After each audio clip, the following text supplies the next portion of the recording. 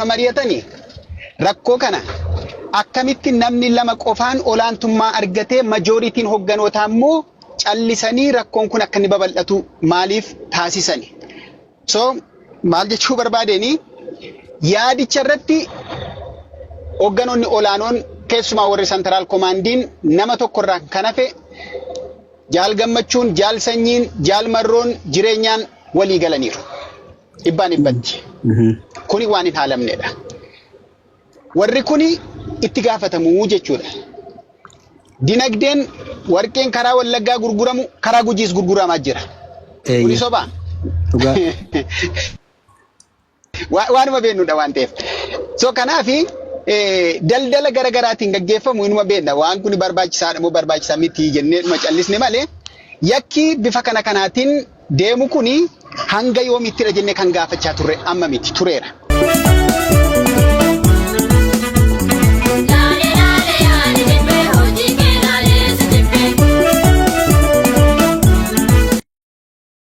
Kaayyoon ABO'n ittiin qabsoo kana geggeessaa tures kaayyoo qabsoo impaayera Itoophiyaa keessatti saboonni kan godhan irraan adda kan ta'e kaayyoo lakkaa'amu 3 qaba jechuudha. Gayoonaatti kaayyoo sanatti kacichee qabsaa jiru uummata Oromootirri caalaa warri kaan harka laattataniiru. Keessumaa kaayyoo walabummaa, kaayyoo bilisummaa, kaayyoo birmadummaa.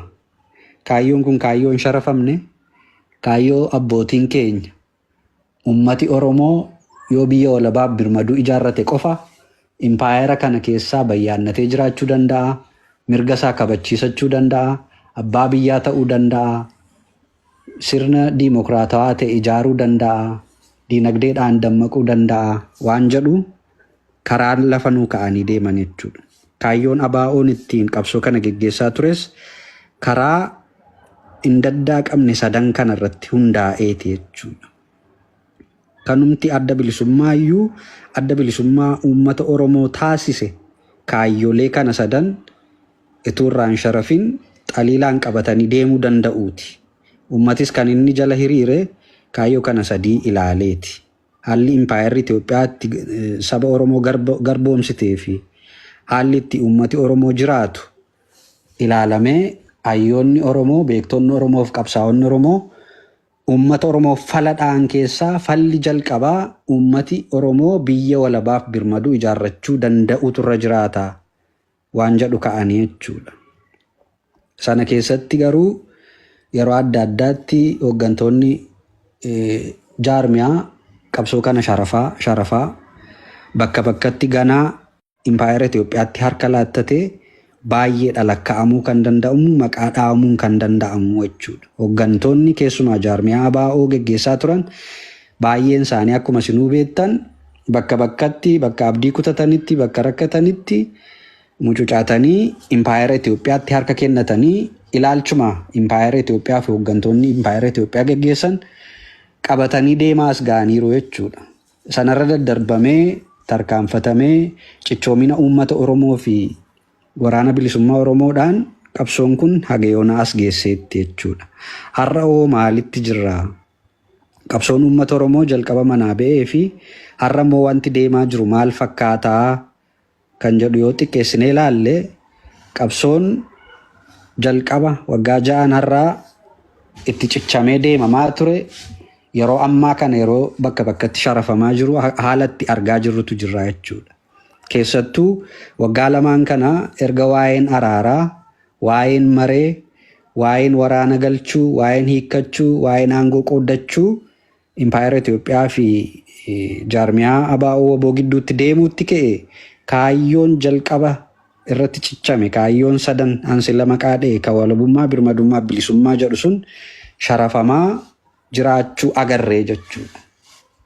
Mareen bakka adda addaatti ifaaf dhoksaadhaan godhamu kan inni xiyyeeffate waraana bilisummaa Oromoo hiikkachiisanii gashuu, aangoo qooddachuu, sheerii impaayera Itoophiyaa keessatti uummachuu kan darbe uummati hiree ofiisaa murteeffatee biyya walabaaf birmaduu akka ijaarratuuf kaayyoo deemsisu ta'ee hin agarre jechuudha. Keessumaa maqaa araaraatiin kaayyoon amma deemaa jiru araara waan jedhu kanaan waraana bilisummaa Oromoo uummata Oromoo impaayera Itoophiyaatti gashuuf tooftaa deemutu qaama fudhattoota qooda fudhattoota qabsoo bilisummaa Oromoo adda addaadhaan geggeeffamaa jira jechuudha.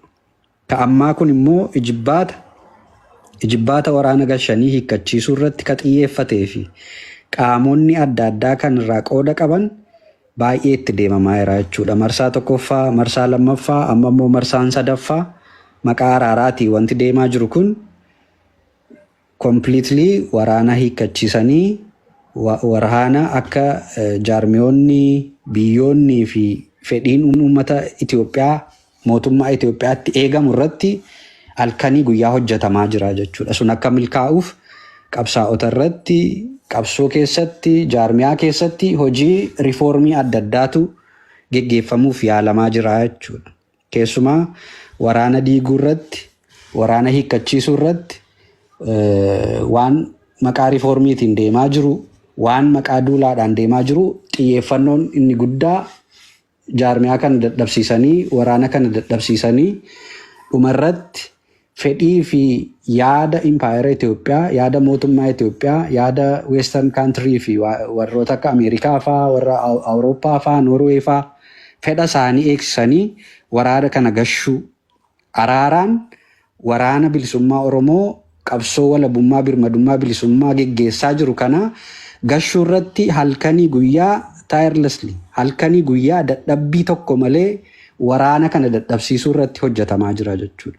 Sun qaama waraana keessa seenanii hooggansa fudhatan kan hooggansa keessa jiran akkasuma qaamota biyyoota alaa keessaa dhimma kana irraa quba hin qabne irratti xiyyeeffateetu deemaa jira jechuudha. Hooggansa keessas nama kaa'atanii jiru, waraana keessas nama kaa'atanii jiru. Mootummoonni biyya alaa wanti kun akka golabamu barbaadanis dhimma kanaa xiyyeeffannoo guddaadhaan itti deemaa jiru jechuudha. At the end of the day kaayyoon isaanii inni dhumaa ultimate goaliin isaanii waraana bilisummaa Oromoo hiikkachiisanii gashuudhaan impaayera Itoophiyaa wajjin araara buusanii aangoo impaayera Itoophiyaa keessatti ka waraanaa, ka tikaa, ka administreeshinii adda addaa qooddatanii biyya Itoophiyaa jedhamtu kana waliin bushuu irratti hojjetamaatu jira jechuudha. Kan ammoo adda durummaadhaan kan gochaa jiru hooggansa ajajaa olaanaa ABO WBO fi gorsaa ajajaa olaanaa ABO WBO maqaa jedhuun warra jaarmiyaa kana keessatti qooda qabaatan kanatu maree namqeenxee maree nama lama kanaan deemuun waraanni bilisummaa Oromoo gara diigamuutti gara galchuutti halkanii guyyaa biyyoota adda addaa irra naanna'amee maree gurguddaatti deemaa jira jechuudha. Sana uummata Oromoo quba qabaa, hawaasa Oromoo bal'aa quba qabaa, waraanni bilisummaa Oromoo quba qabaa yoo jennee ilaallee hagas badaa waan quba qabu natti hin fakkaatu jechuudha. Waraanni bilisummaa Oromoo bakkoota adda addaatti qabsooma jalqaba manaa ba'e irratti qabsaa'aa jira. Lolee kufee kuffisaa jira. Waan ala kanaa deemaa jiruu fi waan hooggansisaa maqaa araaraatiin shira isaan xaxaa jiran badaa waraanni bilisummaa Oromoo kaayyoo dhugaaf lolaa jiru quban qabu. Hooggansi damee adda addaarra jiru baay'een isaa quban qabu. Hooggansi zooniilee garaagaraa waan deemaa jiru quban qaban jechuudha. Namooti lama sadii murteessanii gara jaarmiyaatti fidan kana ammallee marsaan sadaffaa kun namoota lama sadiidhaan erga biyya alaatti xumurame erga itti deemame booda gara waraanaatti, gara hooggansaatti, gara hubachiisuutti deemamaa jira jechuudha.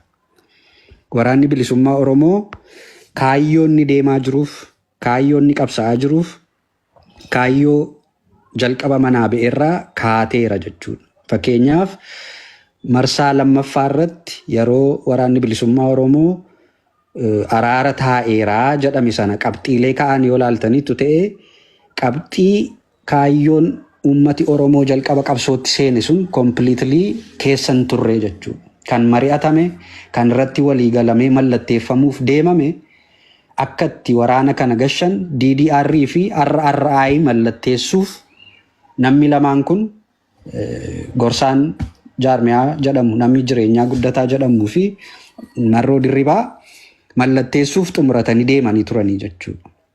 OPDOtu maree kanarraa akka isaan waraana kana gashuu hin dandeenye, dandeettii waraana kana gashuu akka isaan hin qabne jechuun waraanni ka kibbaa jira, ka gidduu galaa jira, ka dhihaa jira, ka bahaa jira, ka lixaa jira. Waraana kana duguuganii akka mootummaan Itoophiyaaf Abiyyi barbaadutti akka isaan gashuu hin dandeenye waan beekaniif delegeetonni OPDO achitti dhiisanii galanii biraati jechuudha.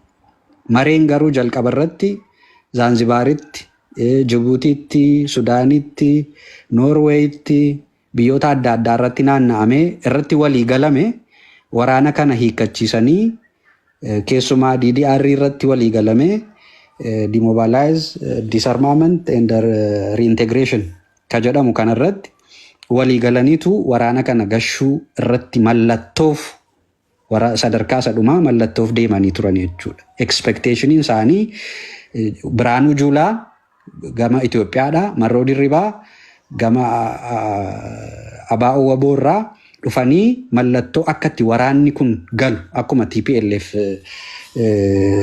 Jeneraal Tsaadqaan fa'aa wajjin ta'anii mallatteessan sana Biraanuu Juulaa fi Marrootu mallatteessa expectationii jedhuun deemanii achi gaafa ga'an garuu Abiyyi Juulaa hambiseetu nama biraa ergee jechuudha.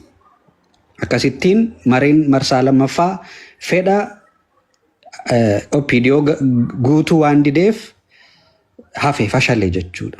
Amma immoo marsaa sadaffaaf kadhaatti jirama jechuudha. Kadhaa qofa miti gara hojiitti hiikuutti ce'amee jira jechuudha. Hojiitti hiikuu gajannu marsaa lammaffaa irratti ka isaan raawwachuu dadhaban fakkeenyaaf yeroo sana waa'een araaraa akkuma deemeen waraanni dirree irra jiru harki caalmaa diigamee ajaja fudhachuu didee waan deemaa jiru irratti walii galuu didee baay'ee gaaga'ama guddaa keessa seenamee ture jechuudha. Sana sirreeffachuuf akkuma waraanni mareen araaraa sun xumurameen waan riifoormii jedhuun Marroon badii balleessine hundaa dhiifama gaafannaa, waan balleessine adeemsa kana dura ture hin sirreeffannaa jedhee ajajoota walitti qabuu yaalee ture jechuudha. Ajajoota zoonii garaagaraa walitti qabee goyyoomsuudhaaf akkuma jireenyaan fa'aa godhan sana itti deemamee yaalamee ture. Yaadatte yoo ta'e yeroo sana dhufee dubbadheen ture. Sun hin milkaa'uu adeemsa keessa ilaallaa waan jedhu kaaseen ture. Yeroo sanatti aangoo qooduudhaan jaarmiyaa keessatti warra nu dura dhaabatu jedhaman aangoo irraa kaasuudhaan akka riifoormii waan fakkaatu tokko gaggeessanii turanii suni hin milkaa'iniif hafee jechuudha. Amma gaafa hin milkaa'iniif hafu immoo namoota jaarmiyaa keessatti jabina qabu jedhaman maqaa leenjiitiin maqaa bakka akkasiidha bakka akkasii deemi jedhuun bakka adda addaatti ijoollee baay'ee rukuchiisanii ficcisiisaniiru jechuudha. Sadarkaa hooggansaarra warra jiran waraana bilisummaa Oromoo dirree lixaa irratti keessumaa ijoollee baay'ee galaafachiisan jechuudha. Erguma maree marsaa lammaffaa booda gara dirreetti deebi'ame ijoolleen qaqqajeeloo kaayyoo irratti ciccitu bakka adda addaatti rukutamanii akka isaan ba'an ta'eera. Warri kaan akka ganan ta'aniiru, warri kaan akka murnati kaan qabamanii mana hidhaa Impaayera Itoophiyaa keessa akka seentu jaarmiyaan kun irratti hojjechaa jira jechuudha. Sila kanan siniin jedhe isa kana riifoormiidhaan amma control monopoly power controlii geggeessaa jiru warri ajaja namni lamaan kun jireenyaa guddataa fi Marroo Dirribaa ka jedhamu jaarmiyaa Abaa'oo Waboo keessatti power control gochuu dandeenya isa jedhu irratti caasaa diriirsanii caasaa biyya alaati warra kaayyoo kan irratti cichuu kan irratti duulee arrabsu kan maqaa balleessu kan maqaa xureessu caasaa Marroo Dirribaa ajajeeni jireenyaan ijaaree bakka adda addaa namoota kaa'ee irratti hojjetamaa jira. Dirree irratti immoo caasaa Marroo Dirribaa kaa'ateen waraanota amanamoo jedhamanii yaadaman bittinneessuu bakka adda addaatti akka isaan faca'an maqaa dirqamaatiin yoo danda'ame immoo lola seenanii humna xinnoodhaan waraanni Itoophiyaa akka inni rukutu bakka dadhabetti immoo adreesii isaanii, bilbila isaanii, teessuma isaanii tikatti laatamee akka isaan booji'amanii yookiin rukutaman godhamaa jira jechuudha. Sana erga xumuranii booda waan jajjabaa jaarmiyaa kana keessa deemu erga xumuranii booda dhumarratti Abiyyi wajjin mallattoo walii seenan san kaayyoo walii seenan sana gara waraana gashuutti nama isaan dura dhaabatu erga fixanii booda gara waraana gashuutti ce'uuf adeemsa deemamaa deemutu jira jechuudha. Sana garuu ajajoonni dirree zoonii adda addaa irratti dammaqanii amma completely ajaja isaanii didanii jiru jechuudha. Irratti dammaqameera. Fakkeenyaaf yeroo darbee Jaal Shurrubbee nama jedhamu Kamarroon lola dhuunfaa dhimma dhuunfaa irratti qabsoo irratti miti kan wal lolan dhimma dhuunfaa irratti wal lolanii waraanni diigamee ture amma Jaal Shurrubbeen gara giddu galaa deemee harka faalaatateera jechuudha. Sana jechuun qabsoon jalqaba akka golga jaarmiyaa jalatti deemaa ture bibittinnaa'ee namni akka barbaadetti ajaja adda addaa jala deemuu eegaleera jechuudha. Gaaga'amni isaan waggaa yeroo darbe bara maree Taanzaaniyaa irratti geessisan dandamachuu hin danda'in jiru jechuudha. Amma yoona caasaa waraana keessatti yeroo sana diigan shira isaan hojjetan irratti dammaqee waraanni jalaa bittinnaa'e ammallee ituun deebi'in ajaja tokko jala tun seeniin rakkoo guddaa keessa seenanii jiru jechuudha. Amma immoo mootummaan Itoophiyaa humna guddaadhaan bakka adda addaatti waraana kana fixaa jira. Inni kaan bakka dhukkubaan qabamee jirutti, inni kaan odeessu keessoo jaarmiyaadhaa ba'uun waraana kana keessattuu dirree lixaa irratti pilaand bifa ta'een ijoollee kichuu ijoollee qabsoof manaa baate rukuchiisanii fixaa jiru jechuudha. Humna haphate sana humna haphate fuudhanii galchuu waan salphatuuf bakka adda addaatti waraana kana rukuchiisanii fixaa jiru. Hooggansa dirree lixaa jiran warra dura dhaabatu jedhaman kaan rukuchiisanii ajjeessisanii kaan hiisisanii kaan immoo bittimsanii akka isaan socho'uu hin dandeenyetti dirqama ciccimaa dirqama ba'uun hin danda'amne itti laatanii rukuchiisaa jiru jechuudha. Sun haasa'uun dirqama ta'ee argameera. Sanarraa haasa'uun dirqama ta'eera. Hawaasi Oromoo kanan beeku jechuudha. Hawaasi Oromoo waan maqaa qabsootiin ijoollee Oromoo akka ittiin duguugsisaa jiran qabsoo saafisituu hin ta'in jireenya saafisituu hin ta'in uummati Oromoo akka itti dhumaa jiru hawaasi Oromoo waan quba qabu hin qabu jechuudha. Keessumaa uummati Wallaggaa lixaa bifa suukanneessaa ta'een waraana jireenyaan fa'aa bobbaasaniinis waraana OPDO'n bobbaastuunis dhumaa jira, rakkachaa jira, diinagdeensaa saamamaa jira jechuudha. Kabraa kanan irratti haasa'uu barbaadu maqaa waraanaatiin gumaachi keessumaa biyya alaatii sassaabamu albuuda Oromiyaa keessaa garaa lixaatiin marroo dirribaa fi jireenyaa guddataan biyyoota akka Sudaan, Kibbaa, Ugaandaa, Ruwaandaa, Keeniyaa keessatti albuuda baasanii gurguraman qabeenyaa dhuunfaa ittiin horachuu namoota ittiin qacaranii biyya alaa keessatti ololaaf ittiin bobbaasuu kan darbe waraana kanaaf oolaa hin jiru jechuudha. Akkuma gaangstaroonni biyyootii waraanni keessa jiru keessatti of ijaaranii akka Liibiyaa keessatti albuuda baasanii gurguratan bakka lixaattis marroon nama isaaf ta'u bakkoota albuudaa, bakkoota warqee, bakkoota meetiin jiru nama kaa'atee galii kana gara jaalmarroon akkaawuntiin itti ergutti ergama. Achirraan gara lixaatti ba'a. Meeshaan ba'ee gurguramu immoo yoo jiraate, albuudi ba'ee gurguramu immoo yoo jiraate karaa Sudaan Kibbaa bahuudhaan harka jireenyaatti laatamee jireenyaan waan sana gurguree qabeenyaa dantaa dhuunfaaf oolsaa jira jechuudha. Sun qabsoo Oromoo kana gara fuulduraatti nuu oofaa. Kaayyoo uummati Oromoo dhaabatuuf kana galma ni geessisaa yoo jennee ilaalle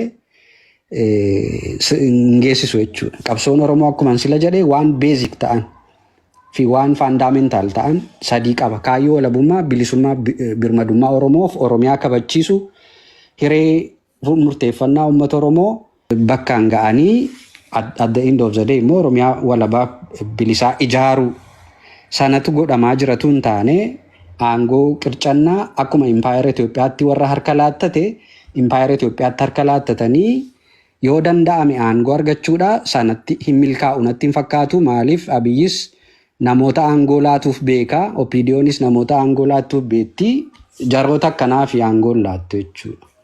Aangootti waan malkaa'an miti garuu diinagdee horachuu irratti, qabeenyaa saamuu irratti, qabsoo burjaajessuu irratti shoora isaanii taphachuu danda'u. Sanarratti yoo mari'atame, hawaasi yoo hubate, waraanni yoo hubate qabsoon kun baraaruun danda'ama. Waan maqaa araaraadhaan shira xaxamaa jiru adeemsa marsaadhaan waraana gashanii uummata hiikkachiisanii, waraana hiikkachiisanii harka laachuu kana yoo uummatatu anatu harka laachuun barbaada. Impaayera Itoophiyaa wajjin waliin jiraachuun barbaada jedha ta'ee murtoon kan barbaadu malee kan nama lamaa ta'uu hin danda'u isa jedhu irratti haasofnaa beeka maal jette. Dambali abdeetii masi gochuu fi ruumii biraatii sagalee keenya dhaggeeffataa jiru as kottaa inni itti dhaabna garuu amma achii dhaggeeffatan kanumatti himuuf itti deebii dhiifamu. Rakkoon qabu ruumii biraas bananii dhaggeeffatanii asis dhufanii dhaggeeffatanii yaaduma keenya dhaggeeffachuu isaaniiti.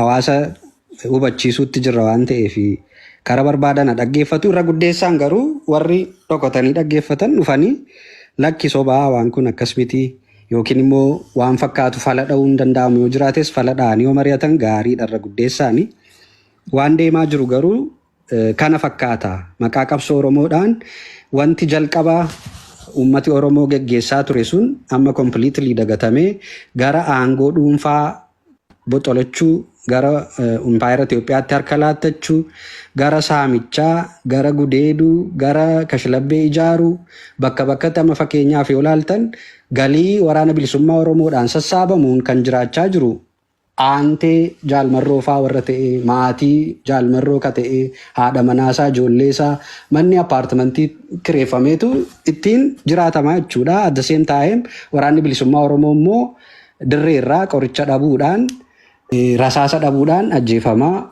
dhukkubaan dhumaa jira jechuudha. Gaafa sana dhabuu hawaasatu bakka adda addaatti deeggaraa jira. Kanammoo hawaasi hubachuu qaba.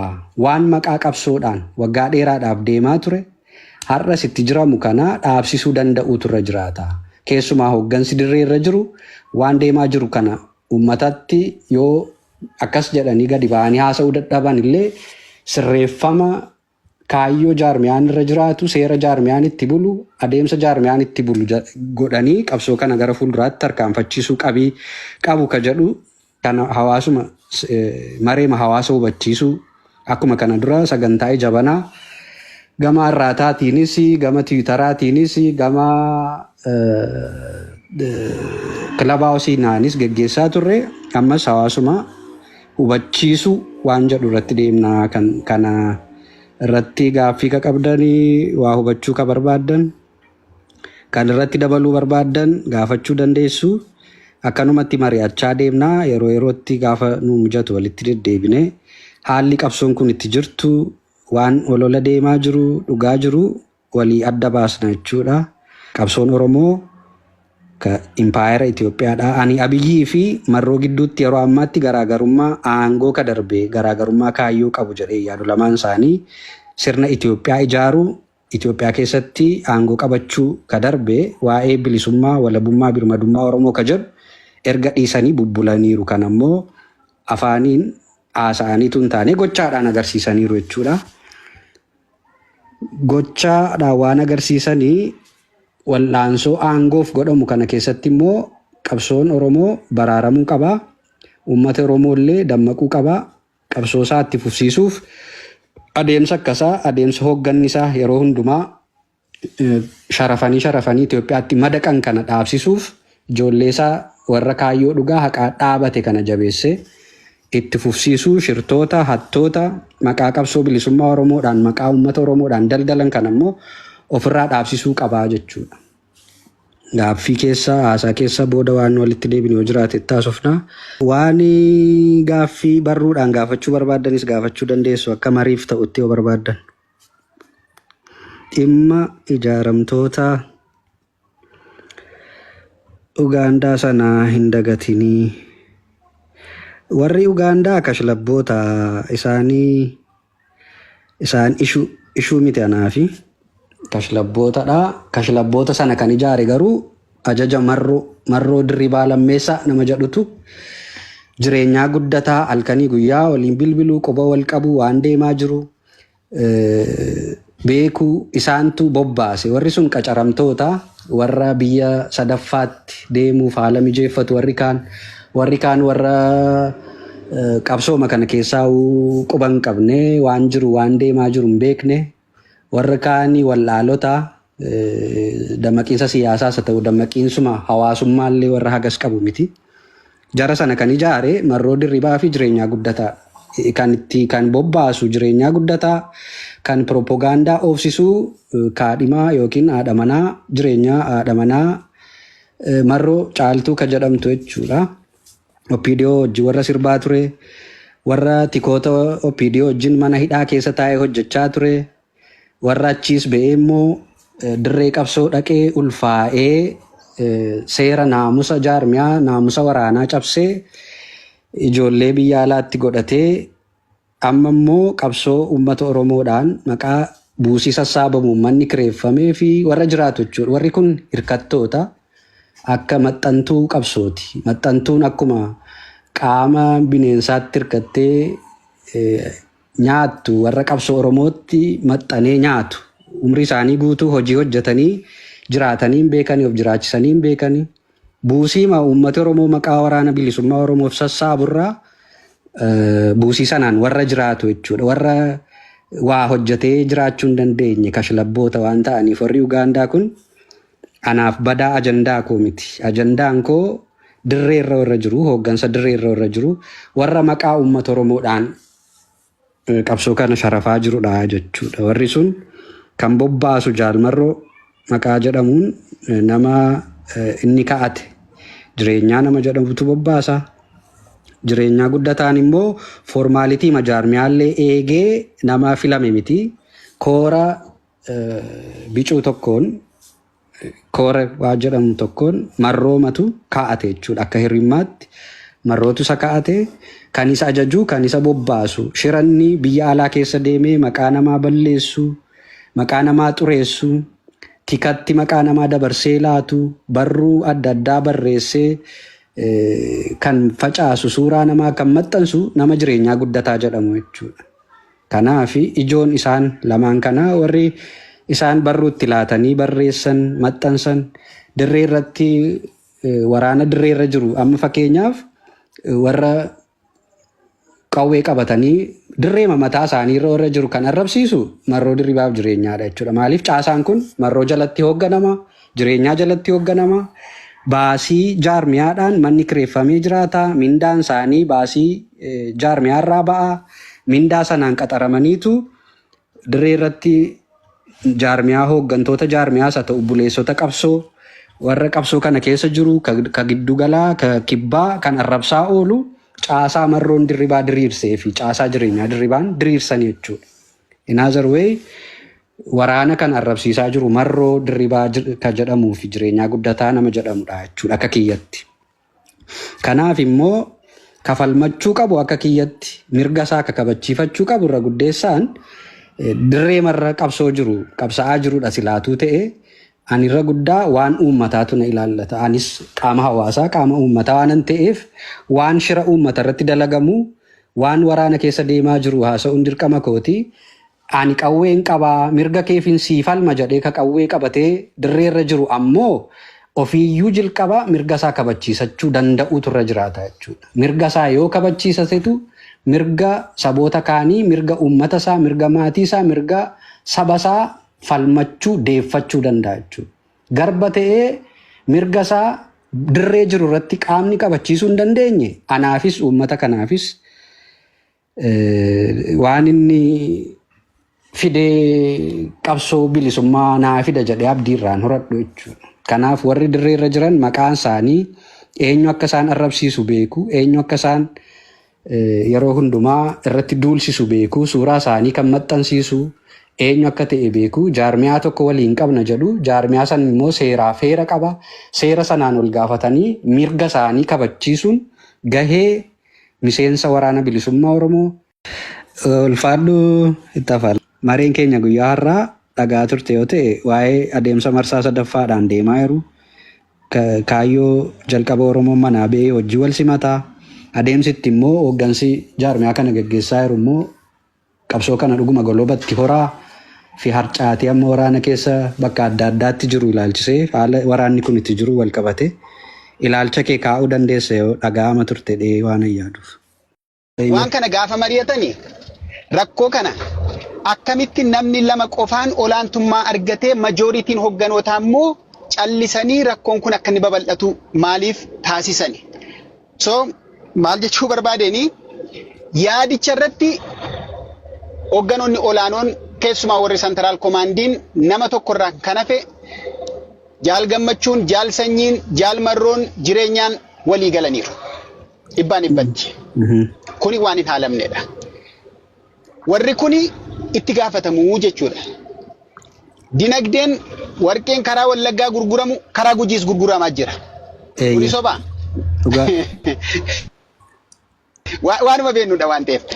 So kanaafi daldala garaagaraatiin gaggeeffamu inuma beekna waan kun barbaachisaadha moo barbaachisaa miti jennee dhuma callisne malee yakki bifa kanaatiin deemu kuni hanga yoomittidha jennee kan gaafachaa turre amma miti tureera.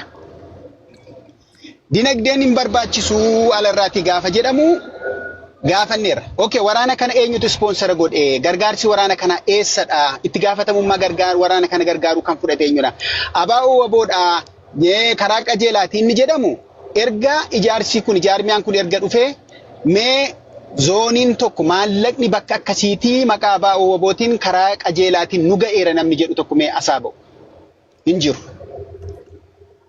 Kana hundumaa kan ukkaamseedhaa taa'e marroo qofaadha jireenyaa qofaadha warri kaan hin beekanii kan jennu yoo ta'e isa kana walirraa fudhachuuf hin deemnu jechuudha. Hundi isaanii hogganoonni itti gaafatamu. Jaal Gammachuun adda dureetiin itti gaafatama. Maaliif itti gaafatama? Abbaan dinagdee isa ture waan fuudhamaa ture waan hojjetamaa ture beeka. Gaafa uummanni kun arrabsamu gadi ba'ee waan fuudhaa tureyyuu fuudheera hin jennee miileenaan maallaqa itti argineerra Jaal Gammachuutti. Ragaatu jira. Sobadha namni jedhu jiraate isa kana gadi walitti baasuun ni danda'ama jechuudha. Fuudhee hin fuunee jedhiiti dubbadhu warra jedhe keessaatii Jaal Gammachuun tokko. Jaal Sanyiittis maallaqa ergaadhuma turame ala kanaati. Maallaqni hin fuudhamne alaati nun geenye gaafa jedhamu innis deeggarsa kanaaf kennee gabba'ee lakki maallaqni nu ga'eera hin jenne. Hundi isaanii maallaqa fuudhaa turan ni haalanii jechuudha. Maallaqa qofaa otoo hin taane deeggarsa uummanni Oromoo qabsoo kanaatiif kennu ni haalani. Oromooyyuu ni ganani hogganoonni kun. Gananiiru uummata Oromoo. Akkasitti ilaalaa jechuudha. Ni ganani. Waan ganan kanaafu gabba'anii dura dhiifama gaafachuu uummata Oromoo. Waan isin nuuf gootan nu gahaat ture ragaatu jira. Kana uummata Oromoo fuulduratti dubbachuudha qabu jechuudha. Tokko isa kana. Rakkoo isaan gidduutti uumamaa tureef ammallee isuma ammaa kana kuna sooshaal miidiyaa irratti argaa jirra miti. Warri amma sooshaal miidiyaa kana irratti mataan isaanii gadi gaggalagalee akkasitti mamaxxanfamu kuni warra kaleessa isaanuma wajjin dhaabbatee nuu mataa gannu galagalchee warra nurratti sirbaa turedha. Arrata miidiyaa irra taa'anii karaa feesbuukii karaa tiktookii miti. Miidiyaa irra taa'anii warra nu abaaraa nu arrabsaa turanidha jechuudha. Waan akkasiin dubbatiina waa'ee waraanaa isin hin galchu isin kan isin gochuu dandeessan maallaqa erguu qofaadha. Maallaqni keenya eessa ga'e jettanii gaafachuu hin dandeessani.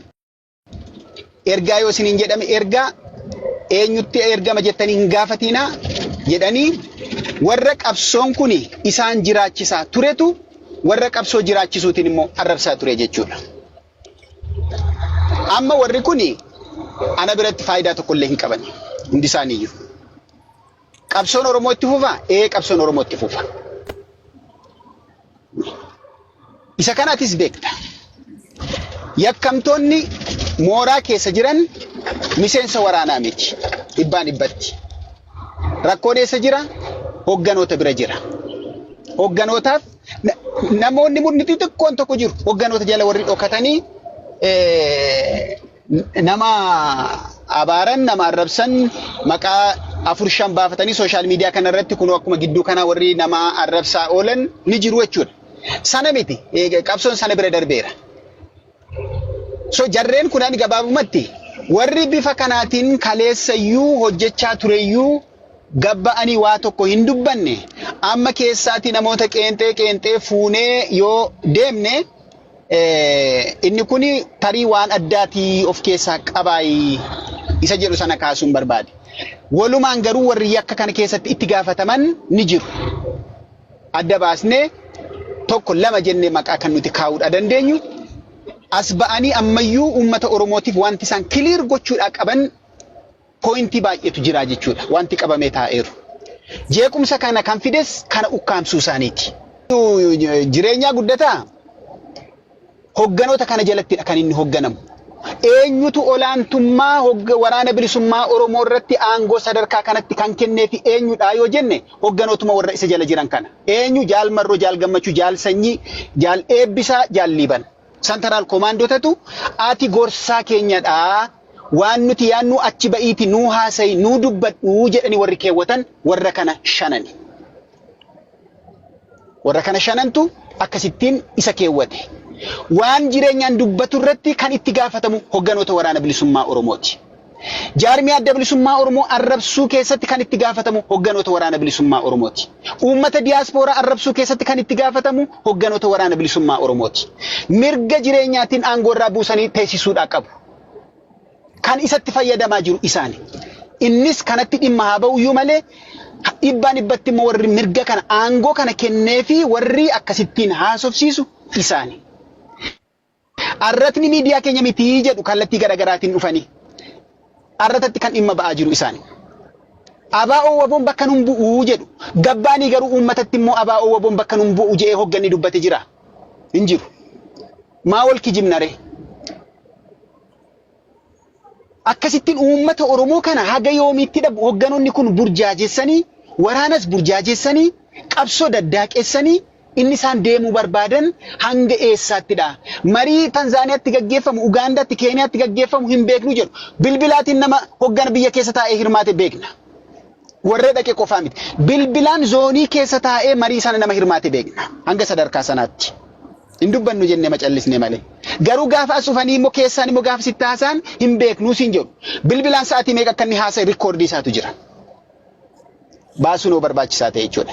Akkasittiin walii wajjin Oromoo irratti shira xaxanii as ba'anii immoo inni tokko karaa kibbaa dhufee inni tokko karaa kaabaa inni tokko karaa dhiyaa dhufee wal quban qabnu abaluun diina Oromooti abaluutu akkas gochaa jira jedhanii immoo wal hamatu. Hogganaa hamattuun hoggana ta'uu hin dandeessu. Hogganaa hamattuu qabna har'a.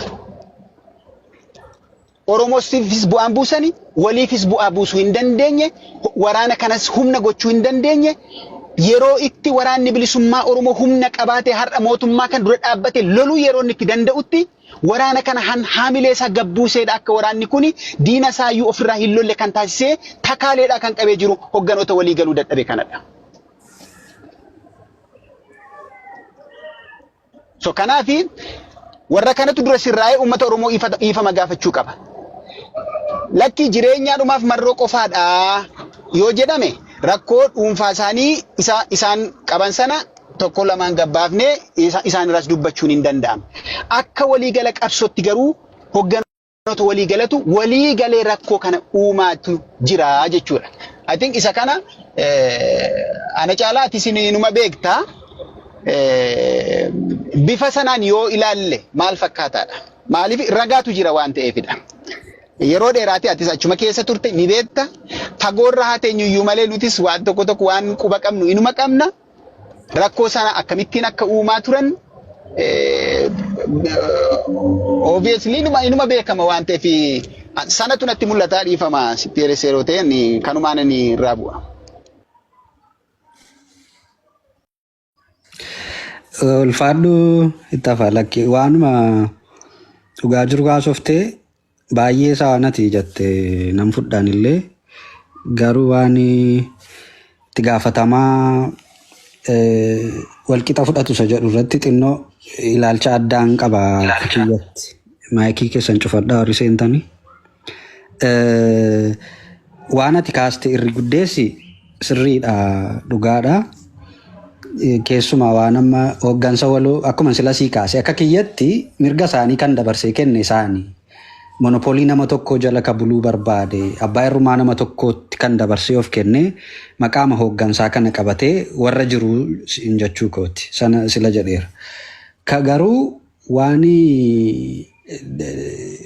dura dhaabachuu maa dadhabanii ka jedhu akkan itti ilaaluun qabaa jechuudha. Amma fakkeenyaa fi jaalgammachuufaa sanyiifaa yoo laalte waggaa dheeraadhaaf biyyuma keessa warra turedha. Akkatti biyya alaatti caasaa ijaarratan nama ijaarratan maal jedhan hin qaban jechuudha. Warri garee jireenyaafaa ammoo Eertiraa keessa waggaa dheeraa warra ture biyyoota alaa keessa diyaaspooraa ijaaruu keessatti namarratti lolchiisuu keessatti maqaa nama xureessuu keessatti aangoo akkatti monopoliidhaan qabatan keessatti yeroo dheeraa warra dabarsee jechuudha. Marroo dabalatee marroonis Asmaraa ture yeroo dheeraadhaaf Ugaandaa ture Ugaandaarraa gara dirree seene jechuudha. Yeroo sana warri kun biyya keessa turan. Sanarratti abshaalummaa caalaniitu hirkaa butan natti fakkaata. Egaa dhugaasaan beeku ilaalcha kootti abshaalummaa caalaniitu hooggansa kana gara monopolii nama tokko dhufanii dhumarra maali atu akkuma naafeti quba qabnu sanyii irratti labsuutti koo ga'amee ture. Sanyii harkaan qabaa naafidaa jedhamuun sadarkaa sanarra ga'amee ture jechuudha. Sana gaafan ilaalu rispoonsibiliitii akka ta'etti walqixa qabu. Ba'anii haasa'uu dadhabuu keessatti mirga isaanii iyyuu achuma keessatti kabachiisuu dadhabuu keessatti hooggansa waloo seeraa feera jaarmiyaa eeganii waraana kana taliiguu keessatti deemsisuu keessatti dadhabina nan fudha. Ammoo walqixatti gaafatamoodha isa jedhu irratti xinnoon garaagarummaa qaba malee waan ati jette hundumaansaa irratti walii galaa jechuudha baay'eesa. Ishee makan irratti kabiraa garuu yaaduma akka itti laattuuf kanan kaasee ture waa'ee marsaa sadaffaa waan deemu maal sitti fakkaata isa jedhu ture booda gaatti deebitaa. Loogaawot natti fakkaata kan itti aanu achi Oroosiitiidha akkasitti itti deemna. Loogaawot mareen keenya guyyaa har'aa dhagaa turte yoo ta'e waa'ee adeemsa marsaa sadaffaadhaan deemaa jiru kaayyoo jalqaba Oromoon manaa ba'ee hojii wal simataa adeemsitti immoo hooggansi jaarmiyaa kana gaggeessaa jiru immoo qabsoo kana dhuguma golobatti horaa fi harcaatee amma waraana keessa bakka adda addaatti jiru ilaalchisee haala waraanni kun itti jiru wal qabate ilaalcha kee kaa'uu dandeessa yoo dhaga'ama turte waan yaaduuf. Ayee galatoomii xiqqoo wajanna jala jira yoo isin jee gadiifama anam waan xiqqoo sirreeffama laachuu barbaadu yeroo biyya keessa turanii iddoo jettetti jaalgammachuun inda'uun bara wanti bara 1991 kanatti fakkaate waraanuma wajjiniin ba'ee yeroo waraanni akka qaacaatti qaacaa fi abbaa hojii gargar cabullee kibbarra ture yeroo jijjiiramni wantiin gargar cabullee kibbumarra ture waraana ture jechuudha. Waraanuma turan biyyuma keessa turan isiin jechuu koodha. Gammeen faa sanyiin faa ekspiriyaansii biyya alaan qabanii Asmaraa fa'aarraa biyyoota adda addaarra naanna'anii akka itti caasaa diyaaspooraa kana qabatanii ijaaranii fi diinagdeetti tinnisan hin qaban isa jedhuun kaase yoo akka biraatti ibsitee dhiifa. Okay.